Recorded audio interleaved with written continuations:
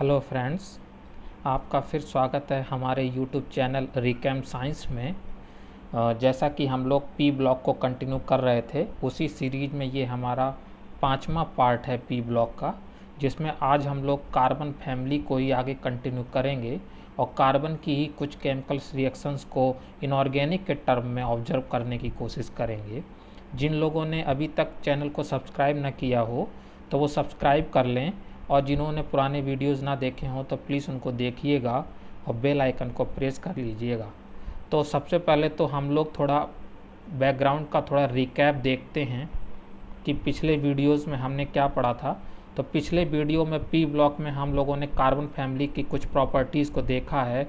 कौन सिखाने गया सनकी पागल को।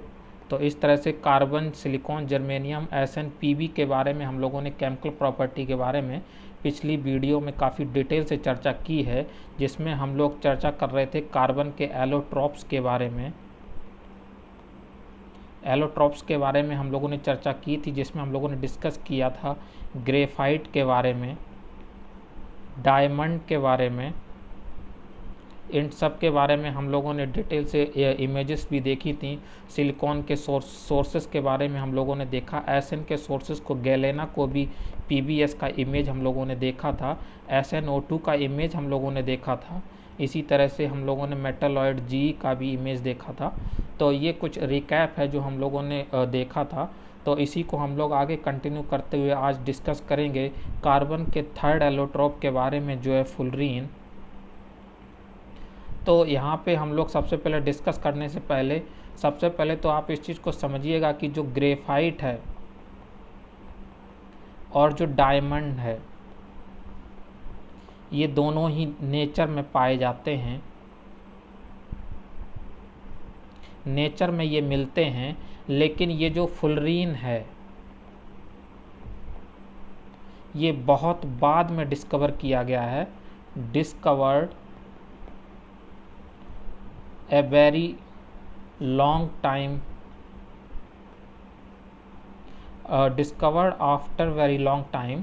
तो ये जो फुलरीन है, इसको बहुत बाद में लेबोरेटिकल मेथड से इसको डिस्कस बनाया गया है, और साइंटिस्ट के नाम पर ही इसका नाम जो है बकमिंस्टर फुलरीन के नाम से जाना जाता है। स्पेशली C60 जिसे कहते हैं, एक टाइप का फुलरीन है जिसको डिस्कवर किया था बकमिंस्टर ने, एक साइंटिस्ट हैं, तो उनके नाम पर इसका नाम बकमिंस्टर फुलरीन रख दिया गया है।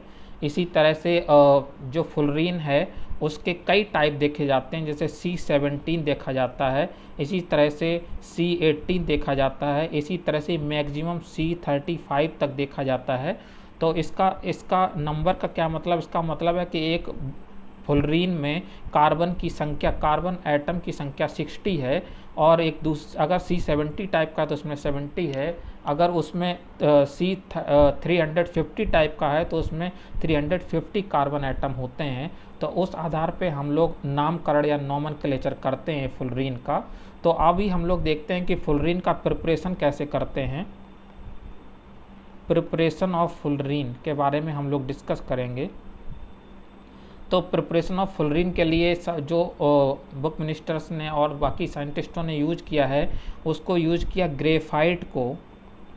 तो ग्रेफाइट के बारे में हम लोगों ने पिछले वीडियो में डिस्कस किया था। इसका स्ट्रक्चर कैसा होता है, सीट लाइक इसका स्ट्रक्चर होता है। इसका स्ट्रक्चर होता है सीट लाइक, इस तरह से इसमें इलेक्ट्रॉन का डीलोकलाइजेशन होता है। पूरी की पूरी सीट में इलेक्ट्रॉन जो हैं डीलोकलाइज होते रहते हैं और घूमते रहते हैं पूरी की पूरी सीट में। इसीलिए मान लीजिए कि एक 2D की सीट है, इस सीट में इलेक्ट्रॉन कंडक्टिंग होता है, इसलिए क्या है, ये इलेक्ट्रिक कंडक्टिंग होता है, और ये 2D में होता है।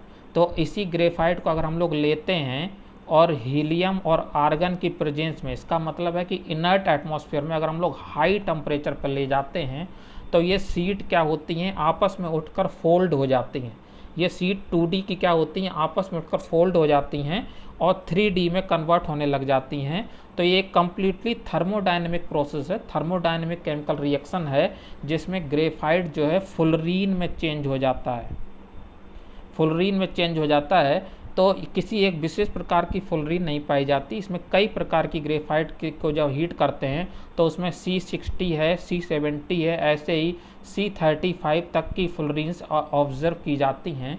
इसी तरह से तो जो फुलरीन है, इस तरह से हम लोग देखते हैं कि सबसे पहले हम लोग क्या करते हैं, डायमंड होता है और ग्रेफाइट होता है।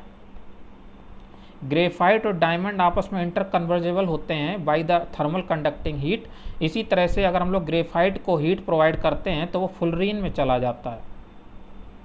तो हम लोग देखते हैं कि मोस्ट प्योर फॉर्म जो है, most pure form of carbon अगर है तो वो क्या है, फुलरीन है।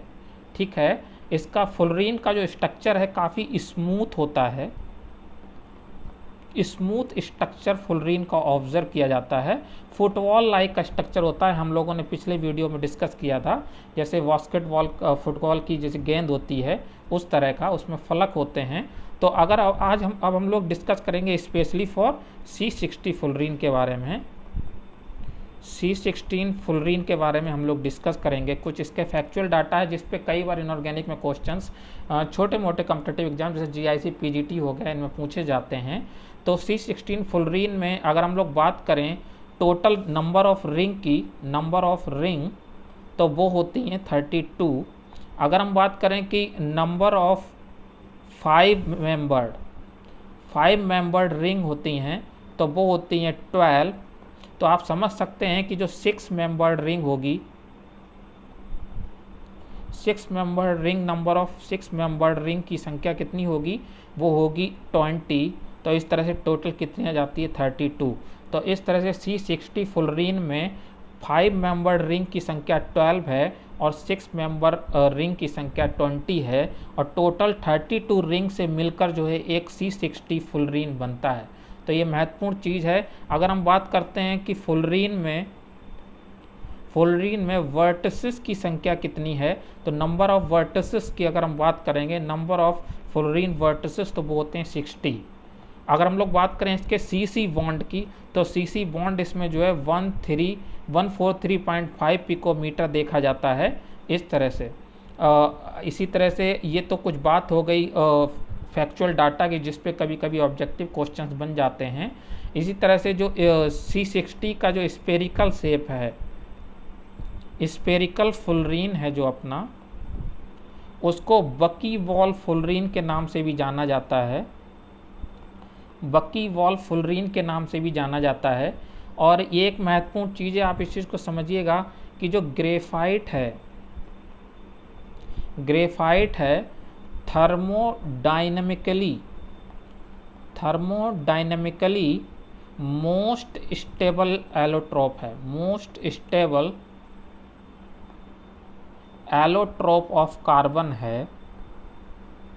जबकि फुलरीन क्या था, most pure form of the carbon था। इस चीज़ को समझिएगा, जो फुलरीन है वो most pure form of carbon है। फुलरीन में जो रिंग है 5 मेंबर रिंग की संख्या वो 12 है और 6 मेंबर रिंग की संख्या 20 है। टोटल रिंग की जो संख्या है वो 32 है। इसी तरह से अगर हम लोग बात करेंगे फुलरीन में कितने वर्टिसेस हैं, तो 60 हैं। अगर हम लोग बात करेंगे ग्रेफाइट में, तो मोस्ट थर्मोडायनेमिकली स्टेबल एलोट्रोप है वो क्या है, ग्रेफाइट है।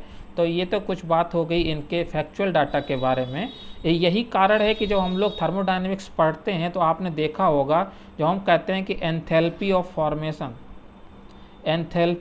फॉर्मेशन जब हम लोग वहाँ पे निकालते हैं तो C ग्रेफाइट और ब्रैकेट में हम लोग सॉलिड लिखते हैं। इसके केस में enthalpy of formation delta HF से दिखाते हैं, वो 0 मानी जाती है। उसका कारण है क्योंकि ये मोस्ट स्टेबल फॉर्म नेचर की है, कार्बन की स्टेबल फॉर्म है। इसी के रिस्पेक्ट में हम लोग फॉर्मेशन एंथैल्पी निकालते हैं, क्योंकि किसी भी एलिमेंट की, किसी भी कंपाउंड की pure enthalpy formation of energy जो है, एंथैल्पी ऑफ फॉर्मेशन है, वो नहीं निकाली जा सकती, हमेशा एक फ्रेम ऑफ रेफरेंस चाहिए होता है।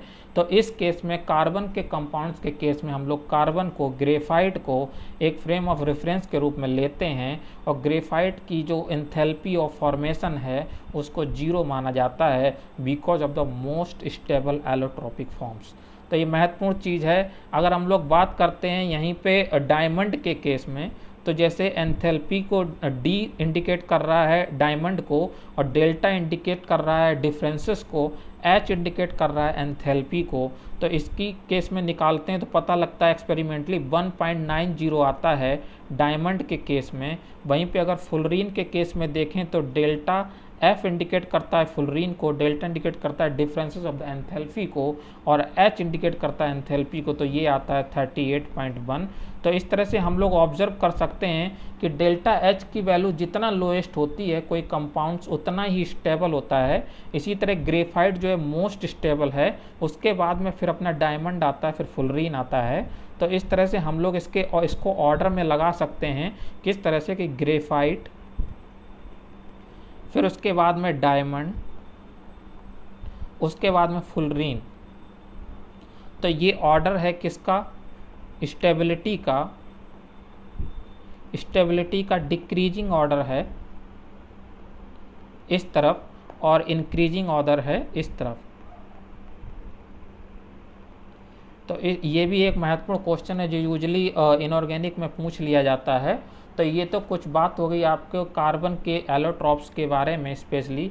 अब हम लोग कुछ केमिकल रिएक्शंस को देखने की कोशिश करेंगे, जैसे कि हम लोग अब बात करते हैं जैसे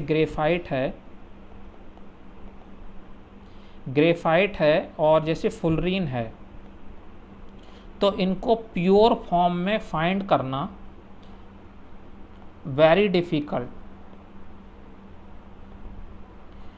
डिफ़िकल्ट इन नेचर। तो नेचर में ये कैसे पाया जाता है, जब हम लोग केमिकल प्रोसेस है, इंडस्ट्री में प्रोसेस होता है तो किस तरह से पाया जाता है। तो ये फुलरीन और ग्रेफाइट जो पाए जाते हैं वो कैसे पाए जाते हैं, ब्लैक कार्बन की फॉर्म में। ब्लैक कार्बन हम लोग यूजुअली सुनते हैं, पॉल्यूशन के केस में इंडस्ट्री से निकलता है ब्लैक कार्बन, तो उसके बारे में काफ़ी न्यूज़ में रहता है एनवायरमेंटल केमिस्ट्री में। तो ब्लैक कार्बन जो है ग्रेफाइट और फुलरीन का ही इम्प्योर फॉर्म है। कैसा, इम्प्योर फॉर्म है, इम्प्योर फॉर्म ऑफ ग्रेफाइट और प्लस फुलरीन। तो इसमें फुलरीन और ग्रेफाइट दोनों को पाया जा सकता है। ऐसे ही एक और है कोक भी कभी कभी द हिंदू न्यूज़ में रहता है। ऐसे ही चारकोल है, चारकोल डाबर जो हम लोग बोलते हैं देहाती भाषा में, रोड बनाने के लिए काम में आता है, उसमें भी ग्रेफाइट और फुलरीन का मिक्सचर्स पाया जाता है। तो ये तो कुछ चीज़ें हो गई, तो आप इस चीज़ को समझिएगा, ये तीनों ही जो स्टेट हैं कंपाउंड की, ये कैसी हैं, इम्प्योर फॉर्म हैं। और जबकि ये जो ग्रेफाइट है और जो फुलरीन है वो कैसी हैं, प्योर फॉर्म है कार्बन की, प्योर फॉर्म ऑफ कार्बन है। इस चीज़ को समझिएगा। तो ये तो कुछ बात हो गई इनके बारे में, तो आप इस चीज़ को देख लीजिएगा कि ग्रेफाइट और फुलरीन और डायमंड है वो कार्बन की प्योर फॉर्म है, लेकिन वेरी डिफ़िकल्ट पाया जाता है नेचर में प्योर फॉर्म में। तो इसीलिए नेचर में कैसे देखा जाता है, ब्लैक कार्बन के रूप में, और कोक के रूप में पाया जाता है, चारकोल के रूप में पाया जाता है। ये तीनों ही स्टेट कैसी हैं, impure form of the graphite और फुलरीन की हैं। तो ये तो एक बात हो गई इनके बारे में। अब हम लोग कुछ आगे डिस्कस करते हैं कि ब्लैक कार्बन को कैसे बनाया जाता है। इस चीज़ को भी समझिएगा, जो ब्लैक कार्बन है अपना, अब आप इसको बनाने से पहले आप इसकी इम्पोर्टेंस समझिएगा। तो जो इम्पोर्टेंस है ब्लैक कार्बन की, तो जो ब्लैक कार्बन है उसको इंडस्ट्री में, स्पेशली पेपर इंडस्ट्री में, प्रिंटिंग इंडस्ट्री में कैसे यूज किया जाता है, यूज किया जाता है पिगमेंट के रूप में, डाई में, पिगमेंट के रूप में यूज किया जाता है, स्पेशली फॉर डाई। हम लोग प्रिंटर में भी यूज करते हैं ब्लैक कार्बन्स को। तो ये तो एक बात होगी इसकी इम्पोर्टेंस के बारे में। तो हम लोग देख लेते हैं कि इसको बनाया कैसे जा सकता है। तो जैसे मान लीजिए कोई भी हाइड्रोकार्बन, लॉन्ग चेन हाइड्रोकार्बन अगर हम लोग लेते हैं, हाइड्रोकार्बन को अगर हम लोग लेते हैं और अगर हम उसमें एयर पास कराते हैं या फिर ऑक्सीजन पास कराते हैं कंट्रोल्ड अमाउंट में, इस चीज़ को समझिएगा, कंट्रोल्ड अमाउंट में अगर हम लोग पास कराते हैं और हीट कर देते हैं तो हमें ब्लैक कार्बन मिलता है, ब्लैक कार्बन मिलता है। तो इस चीज़ को समझिएगा, ये जो है मॉइस्चर इसमें नहीं होनी चाहिए, यानी कि इसमें वाटर प्रेजेंट नहीं है, नो वाटर, तो हमें ब्लैक कार्बन मिल जाता है जो पिगमेंट के रूप में यूज किया जाता है, जो पिगमेंट के रूप में यूज किया जाता है। अब अगर हम लोग बात करते हैं, ये तो हो गई, ये क्या है, इम्प्योर फॉर्म है फुलरीन और ग्रेफाइट की। ऐसे ही ये ब्लैक कार्बन हो गया। अभी हम लोग बात करते हैं कोक और चारकोल कैसे बनाया जाता है। ये हम लोग काफ़ी एप्लीकेशन भी अपनी डेली लाइफ में देखते हैं। तो जो लकड़ी वाला कोयला होता है, वुड कोयल जो होता है, अगर उसको हम लोग हीट कर देते हैं इन अब्सेंस ऑफ एयर, इसका मतलब है कि ऑक्सीजन का जो परसेंटेज है वो ना हो, हम मीडियम में केमिकल रिएक्शन में ऑक्सीजन का परसेंटेज को प्रेजेंट ना कराएं, तो हमें मिल जाता है चारकोल या फिर कोक मिल जाता है। ये इस तरह से मिल जाता है। अब इस चीज़ को समझिएगा कि जो हमने ऊपर रिएक्शन करके जो ब्लैक कार्बन बनाया है उसमें हम लोगों ने एयर लिया है, यानी कि इसमें ऑक्सीजन के एलिमेंट का परसेंटेज है। इसका मतलब ब्लैक कार्बन में भी कुछ ना कुछ परसेंटेज ऑक्सीजन का परसेंटेज होगा, इसीलिए ये पोरस नहीं होता, ब्लैक कार्बन पोरस नहीं होता है। लेकिन जो चारकोल है वो कैसा होता है, पोरस पाया जाता है। तो ये पोरस क्यों पाया जाता है, क्योंकि जब हम वुड कोल को जब हम लोग हीट करते हैं तो जो लकड़ी में अनसैचुरेटेड कंपाउंड्स होते हैं, specially carboxylic acid anhydride type के, तो सारे के सारे ऑक्सीजन के एलिमेंट्स रिमूव हो जाते हैं in the form of CO2 के रूप में निकल के भाग जाते हैं, या फिर हम कहें O2 के रूप में निकल के भाग जाते हैं हीटिंग के टाइम पे। और जो मॉइस्चर्स है वो भी निकल के चली जाती है केमिकल रिएक्शन से। तो finally pure form of the, even कहें रिलेटिवली प्योर फॉर्म जो हमें कार्बन की मिलती है, जो चारकोल कहलाती है। और चारकोल ऐसा कैसा होता है, पोरस होता है, यानी कि उसमें कैविटी पाई जाती है। इस चीज़ को समझिएगा। तो पोरस होने के इस पोरस होने की वजह से ही इसको हम लोग किस तरह से यूज करते हैं, गुड एब्जॉर्बेंट के रूप में यूज करते हैं, गुड एडजर्व के रूप में यूज करते हैं। तो ये क्या है, गुड एब्जॉर्बेंट के रूप में यूज किया जाता है, यानी कि ये मॉइस्चर्स को ईजिली एब्जॉर्ब कर सकता है, मॉइस्चर को ईजिली एब्जॉर्ब कर सकता है। तो इसका हम लोग एडजॉर्प्शंस, जो केमियो एब्जॉर्प्शंस होता है, जो फिजियोजॉर्प्शंस होता है, उसमें हम लोग इस चारकोल का एप्लीकेशंस NCERT में ही देखेंगे आगे फ्यूचर में। तो ये तो कुछ बात हो गई चारकोल के फॉर्मेशन की।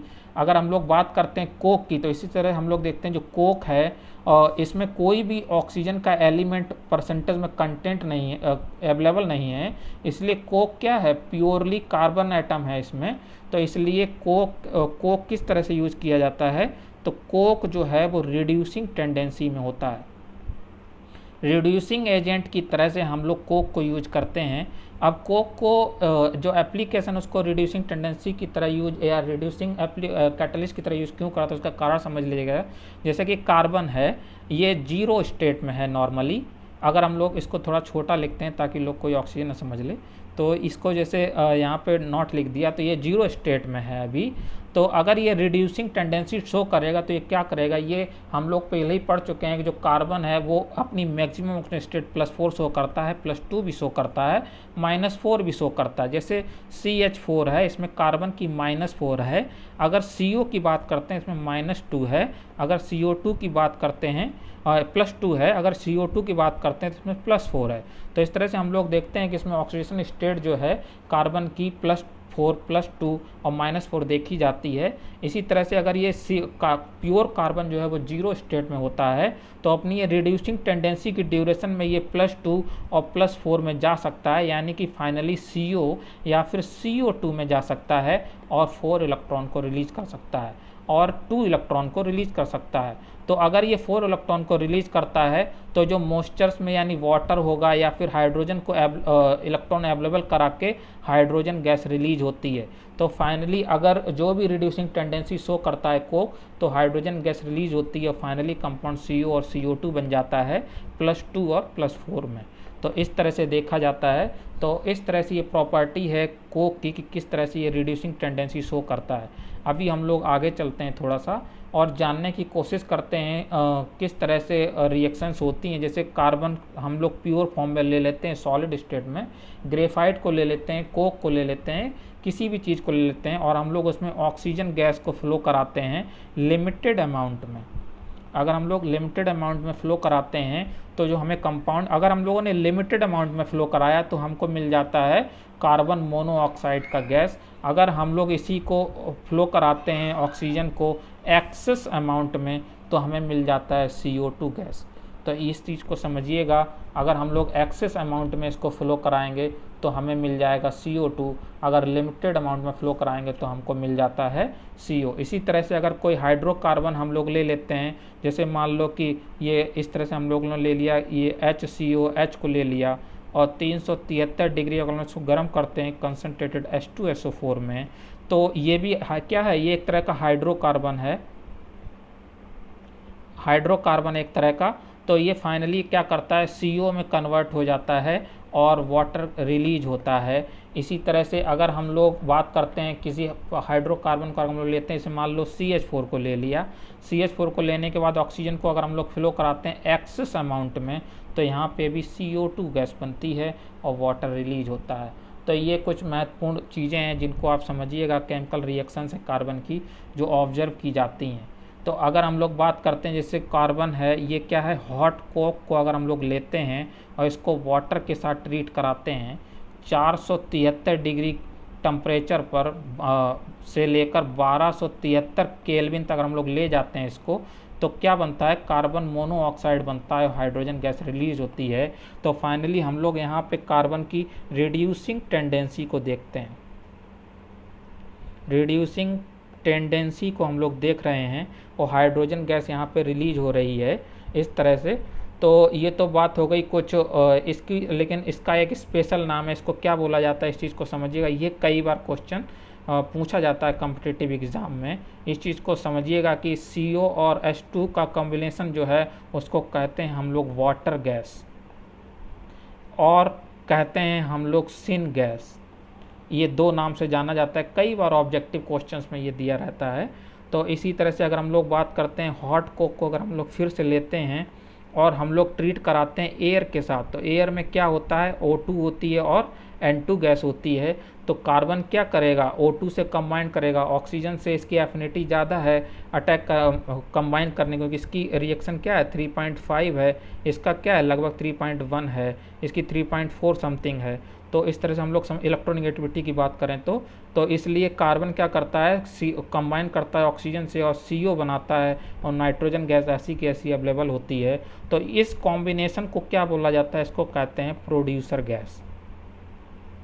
तो इस चीज़ को समझिएगा, ये भी क्वेश्चन कई बार ऑब्जेक्टिव में पूछा जाता है कि प्रोड्यूसर गैस किसे कहते हैं। तो कार्बन मोनोऑक्साइड और नाइट्रोजन गैस के कॉम्बिनेशन को कहते हैं प्रोड्यूसर गैस और कार्बन मोनोऑक्साइड और हाइड्रोजन गैस के कॉम्बिनेशन को कहते हैं वाटर गैस। ठीक है, अभी हम लोग थोड़ा आगे चलते हैं और कुछ जानने की कोशिश करते हैं। तो जैसे CO है तो ये क्या है, कार्बन मोनोऑक्साइड है और इसको हम लोग अगर वाटर से ट्रीट कराते हैं तो फाइनली हम देखते हैं कि कोई भी नो रिएक्शन होती है। नो रिएक्शन का मतलब है कि जो CO कार्बन मोनोऑक्साइड वो वाटर में इनसॉल्युबल है, वाटर में नहीं घुलता। वैसे ही अगर हम लोग बात करते हैं अगर CO2 की और उसको हम लोग वाटर में घोलते हैं तो हम लोग देखते हैं क्या बनता है, सॉल्युबल हो जाता है। सॉल्युबल होकर हम लोगों को क्या मिलता है, फॉर्म इसमें मिलता है हम लोगों को ये कार्बोनिक एसिड H2CO3, इसको कहते हैं कार्बोनिक एसिड। तो ये कार्बोनिक एसिड एक तरह का वीक एसिड है। ये कैसा एसिड है, वीक एसिड है कार्बोनिक एसिड। तो इस चीज़ को आप समझिएगा, यहाँ पे ऑक्सीजन स्टेट इसकी कितनी थी, +4 थी इस तरह से। तो ये कार्बोनिक एसिड में कन्वर्ट हो जाता है। अगर हम लोग बात करते हैं इसी CO2 कार्बन मोनोऑक्साइड को, आप समझिएगा कि जैसे मान लीजिए Na2O और Na2O2 अगर हम लोग ले लेते हैं और MgO ले लेते हैं या फिर CaO ले लेते हैं, इनको ले लें, अगर ये एल्कली मेटल और एल्कली अर्थ मेटल अगर हम लोग लेते हैं और कार्बन मोनोऑक्साइड से ट्रीट कराते हैं तो देखते हैं क्या, नो रिडक्शन, रिडक्शन नहीं होता। तो रिडक्शन नहीं होता, इसका मतलब आप समझे कि जो +2 है ये +4 में नहीं जाता। तो इसका मतलब है कि ये जो सोडियम है, ये Mg है, ये कैल्शियम है, ये इलेक्ट्रॉन को नहीं लेते, तो वो लेंगे भी नहीं। आप इस चीज़ को समझिए, क्योंकि ये क्या है, एल्कली अर्थ मेटल के ऑक्साइड हैं या फिर एल्कली मेटल के ऑक्साइड हैं, तो ये इलेक्ट्रॉन्स को नहीं लेंगे, ये इलेक्ट्रॉन को देने की टेंडेंसी रखते हैं। तो इसीलिए कार्बन मोनोऑक्साइड जो है वो इनको रिडक्शन नहीं कर पाता, यानी कि CO2 का फॉर्मेशन नहीं होता। इस चीज़ को समझिएगा, CO2 का फॉर्मेशन नहीं होता। और अगर हम लोग बात करते हैं Al2O3, ये क्या है, एक एम्फोटेरिक है, ये एम्फोटेरिक मेटल ऑक्साइड है एल्युमिनियम का, Al2O3 का। अगर इसको हम कार्बन मोनोऑक्साइड से ट्रीट कराते हैं तो भी देखते हैं नो रिडक्शन, किसी भी प्रकार का रिडक्शन नहीं होता। जिस तरह से हम लोग हाइड्रोजन रिलीज कर रहे थे उसी तरह से यहाँ पे एल्युमिनियम रिलीज नहीं होता, रिडक्शन नहीं होता, यानी कि ये +4 में यानी CO2 में नहीं जाता है, यानी कि ये इलेक्ट्रॉन इसको नहीं देता। अगर हम लोग Al2O3 में बात करें एल्युमिनियम के ऑक्सीजन स्टेट की, तो इसमें कितनी ऑक्सीजन स्टेट है, +3 है। तो एल्युमिनियम को इलेक्ट्रॉन की आवश्यकता है, लेकिन वो कार्बन मोनोऑक्साइड से इलेक्ट्रॉन नहीं निकलवा पाता, इसलिए कोई भी रिडक्शन इसमें नहीं देखा जाता, यानी कोई भी रिएक्शन इसमें नहीं देखी जाती, और CO2 का फॉर्मेशन नहीं होता है। इसी तरह से, लेकिन अब ऑब्जर्व करने की बात समझिए, एल्कली अर्थ मेटल से या फिर एल्कली मेटल से कार्बन मोनोऑक्साइड रिएक्ट नहीं कर रहा है। यहीं पे एम्फोटेरिक जो रिएक्ट होता है ऑक्साइड है मेटल का, एल्युमिनियम का, यानी कि P ब्लॉक के मेटल, उनसे भी ये रिएक्ट नहीं कर रहा है। लेकिन आप देखिएगा कि अगर हम लोग ट्रांजिशन मेटल की बात करें, Fe2O3 को अगर हम लोग लेते हैं, उसके ऑक्साइड को लेते हैं, तो ट्रांजिशन मेटल के जो ऑक्साइड हैं, ये मेटल के ऑक्साइड कैसे होते हैं, बेसिक इन नेचर होते हैं मेटल के ऑक्साइड। ये एम्फोटेरिक है, ये बेसिक और एसिडिक दोनों की तरह बिहेव करता है, बेसिक और एसिड दोनों की तरह बिहेव करता है। वहीं पे अगर हम लोग बात करते हैं कि Fe2O3 की, इसमें ऑक्सीजन स्टेट की बात करें तो इसमें भी +3 है और ये बेसिक इन नेचर है। तो ये जब रिएक्ट करता है कार्बन मोनोऑक्साइड से तो इसमें ये Fe बनता है और CO2 गैस निकलती है। आप इस चीज़ को समझिए, इसका मतलब है कि Fe+3 से Fe 0 में चला गया, यानी कि +3 इलेक्ट्रॉन इसको मिले हैं। इसका मतलब है कि CO2 ने इलेक्ट्रॉनों को रिलीज किया है, इलेक्ट्रॉन्स रिलीज किए हैं और ये CO2 के कन्वर्जन में गया है। तो कौन सी मेटल को कार्बन मोनोऑक्साइड रिडक्शन करेगा और नहीं करेगा, ये हम लोगों को पता लगता है मेटलर्जी का इलिंगम डायग्राम से।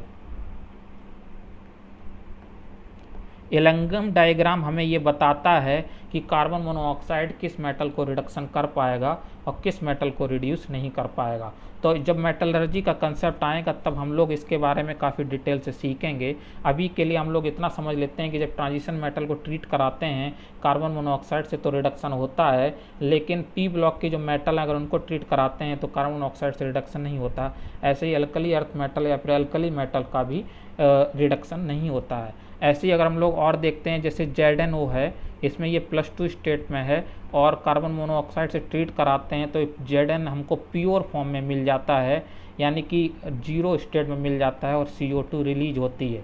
तो इस तरह से हम लोग देखते हैं इसने इसका भी रिडक्शन कर दिया।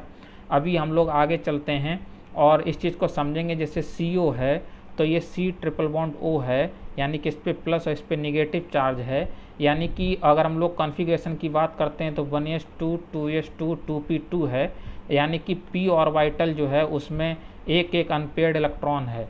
तो इस तरह से हम लोग देखते हैं कि जो अगर किसी मेटल से ट्रीट कराते हैं इस CO को, तो ये अपने निगेटिव पोर्शन से इसको कोऑर्डिनेट कर सकता है इस मेटल को और बनाता है मेटल कार्बोनिल बॉन्ड। इस चीज़ को समझिएगा, बनाता है मेटल कार्बोनिल बॉन्ड। तो ये क्या हो गया, इसको कहते हैं metal carbonyl bond, carbonyl compound हम लोग इसको कह देते हैं। अब आप इस चीज़ को समझिएगा कि इसका एक एप्लीकेशन है जो काफ़ी इम्पोर्टेंट है हम लोगों के लिए। वो क्या है, जैसे हीमोग्लोबिन है, हीमोग्लोबिन है, ब्लड में होता है, ब्लड में हीमोग्लोबिन होता है। हीमोग्लोबिन में मेटल होता है Fe, ये क्या है, ट्रांजिशन मेटल है, ट्रांजिशन मेटल है। और अगर मान लीजिएगा कि हमारे एनवायरनमेंट में, केमिस्ट्री में हमारे चारों ओर अगर पॉल्यूशन अगर बढ़ जाता है, पॉल्यूशन अगर इंक्रीज करता है तो कार्बन मोनोऑक्साइड की मात्रा बढ़ जाती है। तो जब वो सांस के माध्यम से हमारे शरीर में जाता है और वो ब्लड में घुलने लगता है तो हीमोग्लोबिन का जो Fe है उससे CO जो है मेटल कार्बोनिल बॉन्ड बना लेता है और इस तरह से कोऑर्डिनेट करता है। और जिस तरह से जो मेटल है अल्टीमेटली Fe है वो कंज्यूम हो जाता है कार्बन मोनोऑक्साइड की फॉर्म में और हीमोग्लोबिन का जो मेन करेक्टर है वो लूज़ हो जाता है फाइनली। इसीलिए जो कार्बन मोनोऑक्साइड है वो हमारी बॉडी के लिए कैसा है, पॉइजनस है। हमारी बॉडी के लिए कैसा है, कार्बन मोनोऑक्साइड पॉइजनस है। ये एक एप्लीकेशन है इसी रिड्यूसिंग टेंडेंसी का। तो इस चीज़ को समझिएगा कि किस तरह से कॉम्प्लेक्स फॉर्मेशन में ये कोऑर्डिनेशन में चला जाता है। तो ये तो एक बात हो गई, हम लोगों ने अभी बात की कार्बन मोनोऑक्साइड की। अब हम लोग कुछ और फॉर्मेशन की CO2 के बारे में थोड़ा डिस्कस कर लेते हैं। ये भी काफ़ी इम्पॉर्टेंट है, हम लोगों की लाइफ में, डेली लाइफ में काफ़ी ऑब्जर्वेशन इसका देखा जाता है। तो जैसे मान लीजिए कोई प्योर कार्बन हम लोग लेते हैं और ऑक्सीजन से ट्रीट कराते हैं और हीट करते हैं एक्सेस अमाउंट में, तो हम लोग देख चुके हैं तो यहाँ पे CO2 बनेगा, CO नहीं बनेगा। तो ये महत्वपूर्ण चीज़ है। वहीं पे अगर हाइड्रोकार्बन हम लोग जैसे मेथेन ले लेते हैं और एक्सेस अमाउंट ऑफ ऑक्सीजन से ट्रीट कराते हैं हीटिंग करते हुए तो हमको CO2 मिलता है और वाटर गैस रिलीज होती है, CO नहीं मिलता है। तो ये महत्वपूर्ण चीज़ है, कंप्लीटली रिडक्शन हो रहा है यहाँ पे। +4 is the maximum oxidation state of carbon. तो ये महत्वपूर्ण चीज़ है। अगर हम लोग कार्बन कैल्शियम कार्बोनेट की अगर हम लोग बात करते हैं उसको हम लोग HCl से ट्रीट कराते हैं तो देखा जाता है डाइल्यूट HCl से हम लोग ट्रीट कराते हैं तो CaCl2 बनता है और CO2 गैस रिलीज होती है और वाटर रिलीज होता है।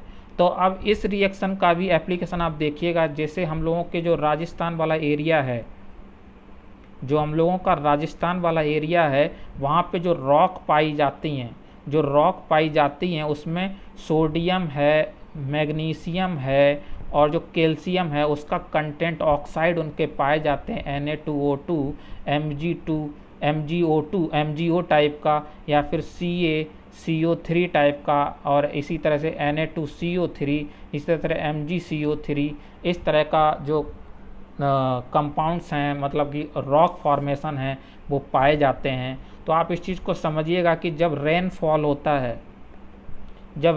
होता है और अगर वो रेन एसिडिक है तो CaCO3 उस एसिडिक H3O+ को अगर हम लोग रिप्रेजेंट करें तो फाइनली वो कन्वर्ट हो जाता है CaO में और CO2 रिलीज होता है। तो ये जो CO2 रिलीज हो रहा है ये CO2 हमारे इन्वायरमेंट में चला जाता है और ग्लोबल वार्मिंग का कारण बनता है। इस चीज़ को समझिएगा। और ये फाइनली ये CO2 ही जाकर जब दोबारा से इन्वायरमेंट में जाता है और दोबारा से हमारे रिवर या पॉन्ड्स में जाके मिलता है वाटर में तो फिर से कंबाइन करके ये क्या बनाता है, कार्बोनिक एसिड बनाता है। ये एक तरह का वीक एसिड है। तो इस तरह से हमारे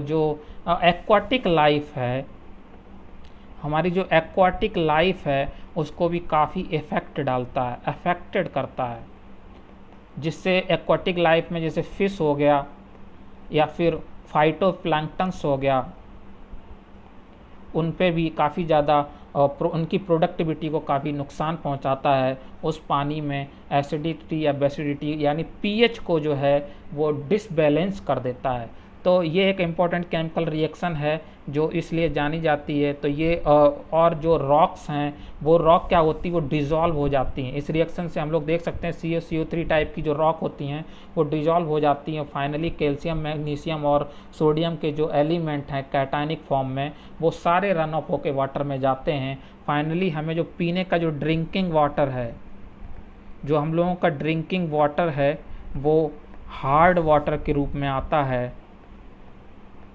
और हम लोगों के यूपी में स्पेशली आगरा में जो है हार्ड वाटर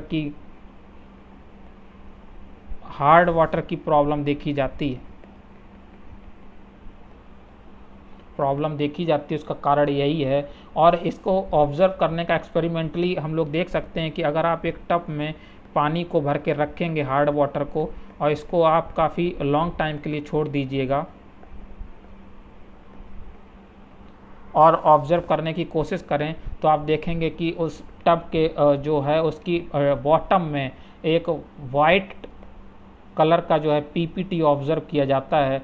वो पीपीटी कुछ और नहीं कैल्शियम, मैग्नीशियम और एमजी का, सोडियम का, इनका क्या होता है, ऑक्साइड्स होते हैं। ऑक्साइड्स होते हैं जो ईजिली सेटल डाउन हो जाते हैं बॉटम में, और इसी की वजह से जो हम लोगों की, जब हम लोग इसी पानी से जब हम लोग बात करते हैं तो देखा जाता है कि जो हम लोगों का हेयर फॉल है वो ऑब्ज़र्व किया जाता है, क्योंकि हमारी जो बाल हेयर हैं वो उनको प्रोटीन चाहिए, लेकिन ये जो एलिमेंट हैं ये क्या करते हैं, उस प्रोटीन से कंबाइन करके निकल जाते हैं और फाइनली प्रोटीन का रिडक्शन हमारे हेयर में हो जाता है और हेयर फॉल देखा जाता है। तो आप समझ सकते हैं किस तरह से केमिकल रिएक्शंस हमारी एक्वाटिक लाइफ को, हमारी मरीन लाइफ को, हमारी हेल्थ को एक और हमारी डेली लाइफ को किस तरह से प्रभावित करता है। तो इस चीज़ को आप को समझना चाहिए, काफ़ी इम्पोर्टेंट है।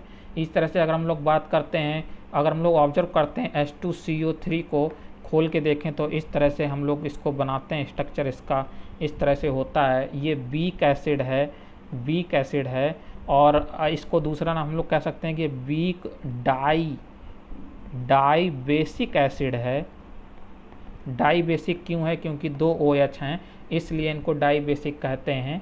और इसी तरह से जब हम लोग इसको हीट करते हैं तो ये CO2 की फॉर्म में निकल जाता है और वाटर अलग हो जाता है। ये महत्वपूर्ण चीज़ है। इस तरह से अगर हम लोग CO2 को लेंगे और वाटर से ट्रीट कराएंगे तो इसको हम लोग देखते हैं कि नॉर्मल टेम्परेचर पे, जैसे नॉर्मल टेम्परेचर है स्पेशली विंटर या फिर पोलर रीजन में, तो सॉल्युबिलिटी जो लो टेम्परेचर पर ऑब्जर्व की जाती है, इंक्रीज होती है। लेकिन अगर हम लोग इसका टेम्परेचर इंक्रीज कर दें और इसको डिजॉल्व करने की कोशिश करें तो सॉल्युबिलिटी डिक्रीज हो जाती है। इस चीज़ को समझिएगा। तो इस चीज़ को आप समझिएगा कि अगर ग्लोबल वार्मिंग से अगर टेम्परेचर राइज होता है तो हमारे ओशियन में जो हमारा कार्बोनिक एसिड है जो डिज़ोल्व है, वहाँ से वो क्यों कैसे फॉर्मेशन हुआ है उसका फॉर्मेशन हुआ है CO2 के डिजॉल्वेशन से, वाटर से। तो फाइनली CO2 की बैक रिएक्शन होती है और CO2 और वाटर अलग हो जाता है, फाइनली एनवायरनमेंट में जाता है और अगेन ग्लोबल वार्मिंग शो होती है। तो ये इस तरह से हम लोग कैस्केड, इसको कहते हैं हम लोग कैस्केडिंग इफेक्ट देखा जाता है। तो ये तो कुछ बात हो गई हम लोगों की डेली लाइफ केमिस्ट्री के बारे में। अब हम लोग थोड़ा आगे चलते हैं और हम लोग समझने की कोशिश करते हैं इसको कि जैसे कार्बोनिक एसिड है H2CO3 और वाटर से अगर हम लोग ट्रीट कराते हैं इसको और हम लोग देखते हैं तो ये HO C+O नेगेटिव यानी एक H+ रिलीज होता है। काफ़ी मुश्किल से होता है क्योंकि वीक एसिड है तो H3O+ बनता है। लेकिन जब हम लोग, ये क्या है, कंजुगेट बेस है। इसी तरह से अगर हम लोग बात करते हैं इसको, फिर से अगर हम लोग बात करें HOCO नेगेटिव O और फिर से वाटर से ट्रीट कराते हैं तो ये इक्विलिब्रियम में रहता है CO3 डबल नेगेटिव के रूप में और H3O+ बनता है। तो ये क्या है, ये कंजुगेट बेस है।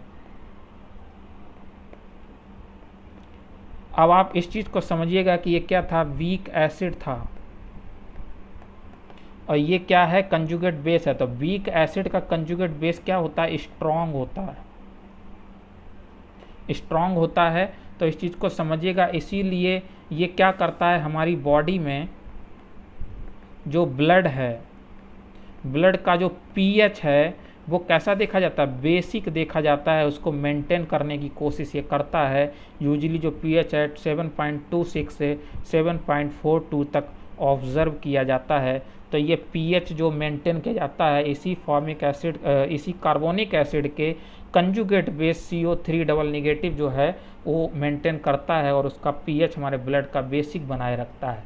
तो ये तो एक एप्लीकेशन है जो हम लोग बॉडी में देखते हैं कार्बोनिक एसिड का। अब हम लोग आगे देखते हैं कि अगर हम लोग नॉर्मल मेटल सोडियम को ले लेते हैं और ये काफ़ी रिएक्टिव मेटल है, ये काफ़ी रिएक्टिव मेटल है और ये मेटल है एल्कली अर्थ मेटल है, एल्कली मेटल है ये। और अगर इसको हम CO2 से ट्रीट कराते हैं, CO2 से, तो ये Na2CO3 बनाता है। तो आप समझ सकते हैं इसमें क्या हुआ, Na+ और CO3 डबल नेगेटिव। इस तरह से हम लोग देख सकते हैं कि CO2 है वो क्या करता है, इसमें से इलेक्ट्रॉन को निकलवा लेता है और सोडियम प्लस में चला जाता है। तो इस तरह से Na2CO3 टाइप का बनता है। तो इसी तरह से अगर हम लोग आगे रिएक्शन देखते हैं कि लिक्विड CO2 की अगर हम लोग बात करें, और लिक्विड CO2 को अगर हम लोग रैपिडली एक्सपेंड करते हैं अगर हम लोग रैपिडली, तो हम लोग देखते हैं क्या बनता है, ड्राई CO2 देखी जाती है। इसको हम लोग कहते हैं ड्राई आइस। तो इसी को हम लोग कहते हैं जब लिक्विड CO2 को एक्सपेंड कर देते हैं रैपिडली तो हमको ड्राई आइस मिल जाती है। तो ये भी कल के क्वेश्चन में हम लोगों ने सॉल्व किया था, तो उसमें ऑब्जेक्टिव में था कि CO2 का जो सॉलिड फॉर्म है वो ड्राई आइस है। तो इस तरह से अगर हम लोग CO2 के नेचर को समझना चाहें तो ये लीनियर मॉलिक्यूल है। अगर हम लोग बात करते हैं 1 अगर हम लोग बात करें 2 सिग्मा है, sp हाइब्रिडाइजेशन है, इस पे 2 लोन पेयर हैं, इस पे 2 लोन पेयर हैं। इस तरह से अगर हम लोग ऑब्जर्व करें तो ये इसका स्ट्रक्चर जो है वो लीनियर है और इसके बीच का जो एंगल है वो 180 है। तो इस तरह हम देखते हैं कि अगर हम लोग वेक्टर फॉर्म में ऑब्जर्व करने की कोशिश करें तो इसका वेक्टर का डायरेक्शन इधर और इसके वेक्टर का डायरेक्शन इधर होगा। इस तरह से ये ऑब्जर्व किया जाता है। CO2 कैसा, नॉन पोलर मॉलिक्यूल है, नॉन पोलर मॉलिक्यूल है। इस तरह से आप लोग देख सकते हैं। और इसका जो अगर ये नॉन पोलर है, इसका क्या मतलब हुआ कि इसका जो डाइपोल मोमेंट है वो कैसा होगा, μ=0 होगा CO2 के केस में। तो इस चीज़ को आप समझिएगा। तो ये तो कुछ बातें हो गई कार्बन के बारे में, कार्बन की कुछ प्रॉपर्टीज़, इसके एलोट्रोप और कुछ केमिकल रिएक्शंस और डेली लाइफ के बारे में हम लोग डिटेल से ऑब्जर्व किया है। और अगर आपको ये कंटेंट पसंद आता है तो आप लोग सब्सक्राइब कीजिएगा, चैनल को कमेंट कीजिएगा, फीडबैक लीजिएगा और PDF के लिए टेलीग्राम चैनल को जरूर ज्वाइन कीजिएगा। आपको ये PDF वहाँ अवेलेबल मिलेगी। और आगे वाली वीडियो में हम लोग जो सिलिकॉन है अपना SI है उसकी केमिकल रिएक्शंस कंपाउंड्स के बारे में, उसके मिनरल्स के बारे में डिस्कस करेंगे। Thank you so much friends.